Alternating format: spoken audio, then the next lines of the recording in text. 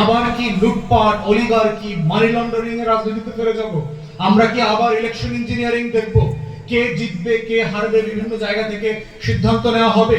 কে কথা বলতে পারবে, কে বলতে পারবে না, কোন কথা সঠিক, কোন কথা বলা যাবে এবং কোন কথা বলা যাবে না, সেই ধরনের একটা ফ্যাসিবাদে ফিরে যাব অথবা ফিরে যাব না, এটার একটা চ্যালেঞ্জিং টাইম এখন চলছে। এবং এটার অংশ হিসেবে আপনারা দেখতে পাচ্ছেন যে বাংলাদেশে যখন আমরা সংস্কারের আলাপ তুলছি, বাংলাদেশে যখন আমরা বাংলাদেশ দুয়ের দায় দরদের আলাপ তুলছি, বাংলাদেশের প্রতিষ্ঠানগুলোকে জনগণের প্রতিষ্ঠান বানানোর লড়াই করছি, তখন আমাদের বিরুদ্ধে প্রোপাগান্ডা, বিভিন্ন ধরনের মিসনোমার এবং ডেমেনিয়ার ক্যাম্পেইন চলছে।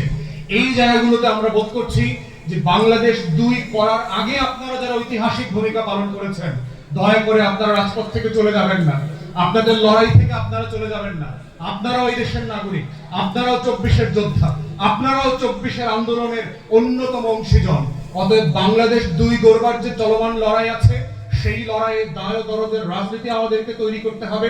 সকল দেশি বিদেশি শত্রু যারা যারা আছে বাংলাদেশের, গত 16, 17, 18 বছর ধরে বাংলাদেশের স্বাধীনতার শত্রু, সার্বভৌমত্বের শত্রু, আত্মমর্যাদার শত্রু, জাতীয় স্বার্থের শত্রু, আমার বিদেশ নীতি, আমার পররাষ্ট্র নীতি যারা অন্য দেশের কাছে বিক্রি করে দিয়েছে, তারা বাংলাদেশি হোক অথবা বিদেশি হোক, রাজনৈতিক দলের হোক অথবা চাকুরিজীবী হোক, তারা যেই হোক, তাদের বিরুদ্ধে বাংলাদেশ দুই গড়বার আমার যে লড়াই, আমাদের যে লড়াই, সবাই মিলে, এবি পার্টি এবং আমরা, আপনারা সাংবাদিকরা মিলে সেই নতুন বাংলাদেশ গড়বার আমরা লড়াই চালিয়ে যাবো ইনশাআল্লাহ।